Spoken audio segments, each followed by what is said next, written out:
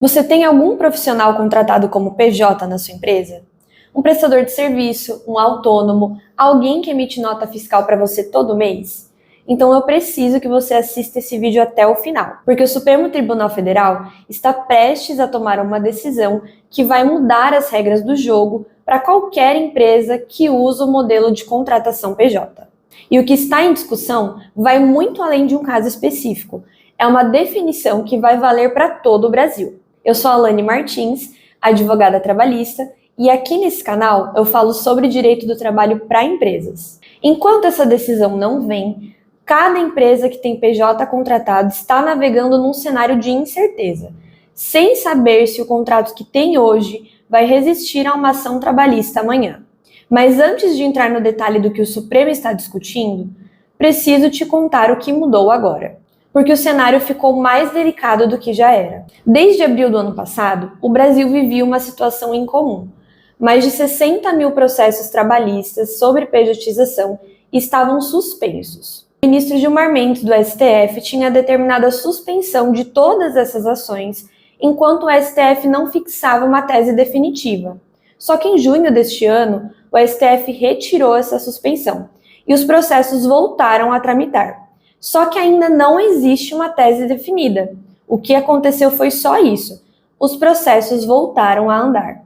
Cada um deles individualmente, em varas diferentes, com juízes diferentes, sem um entendimento único que oriente essas decisões.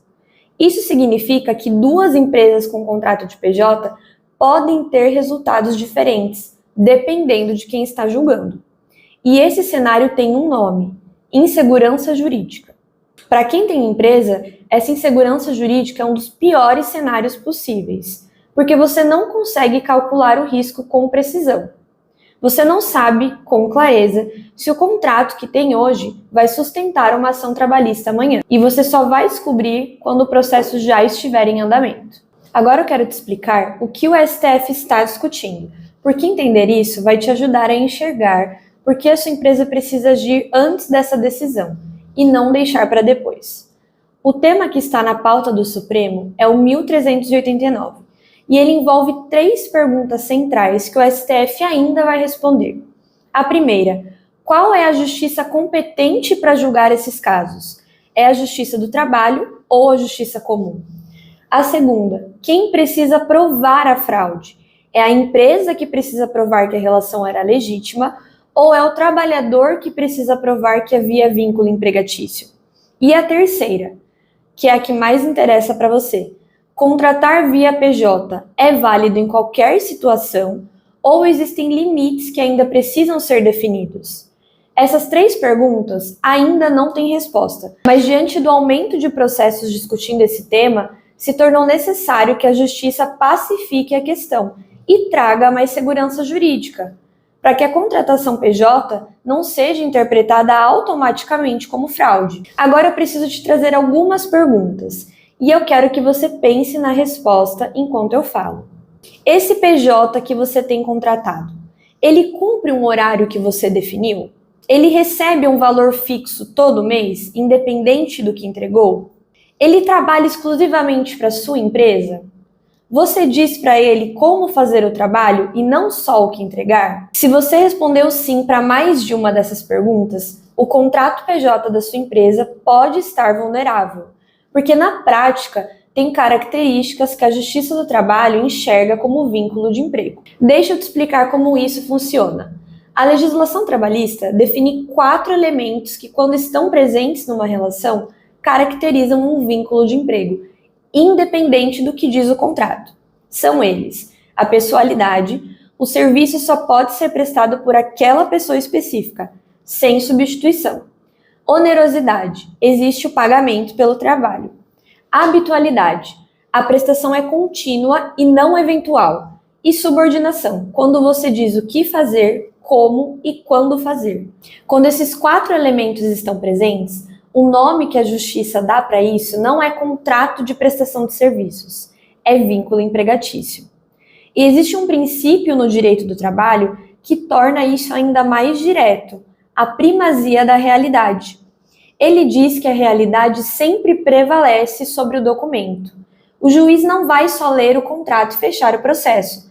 Ele vai investigar como aquela relação funcionava de verdade.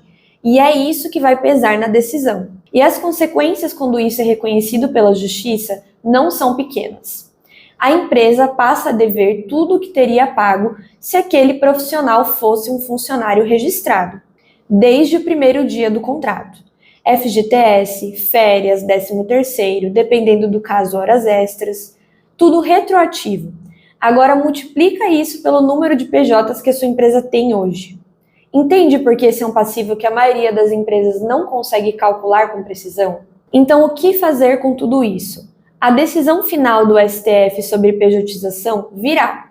Não sabemos quando e não sabemos exatamente em qual direção ela vai, mas 2 cenários são possíveis. Se o STF fixar uma tese mais favorável para os contratos PJ, quem já tiver estruturado a contratação corretamente vai ter mais segurança. Quem não tiver, terá que correr para corrigir. Se o STF fixar uma tese mais restritiva, quem tiver contratos mal estruturados vai estar ainda mais exposto, talvez até com o processo já em andamento e sem tempo de ajustar. Em qualquer cenário, quem agiu antes sai na frente. Estruturar a contratação de PJ começa com um contrato bem redigido, mas o que vai garantir a segurança jurídica de verdade é a consistência entre esse documento e como a relação funciona no dia a dia, porque é isso que vai ser avaliado se a ação trabalhista chegar. Antes de eu finalizar esse vídeo, deixa eu responder algumas perguntas que eu recebo muito sobre o assunto. Se o profissional concordou em ser PJ, isso me protege? Não, a concordância do trabalhador não afasta o reconhecimento do vínculo empregatício. Os direitos trabalhistas são irrenunciáveis. O trabalhador não pode abrir mão deles, mesmo que queira. O que a justiça analisa é a relação, não o acordo. E se o PJ tem outros clientes além da minha empresa? Isso ajuda, mas não resolve sozinho. Ter múltiplos clientes é um indicativo de autonomia, mas se os outros elementos de vínculo estiverem presentes, subordinação, habitualidade, apessoalidade, o fato de ter outros clientes não é o suficiente para descaracterizar o vínculo. Devo encerrar então todos os contratos PJ? Não necessariamente. A contratação de PJ é legal quando a relação é genuinamente autônoma. O passo certo não é encerrar, é avaliar e entender se a estrutura atual sustenta o contrato e o que precisa ser ajustado se não sustentar. O ponto central que eu quero que você leve daqui é esse. Ter um contrato de PJ assinado não é por si só proteção. O que protege a sua empresa é a consistência entre o que está no papel e como a relação funciona na prática.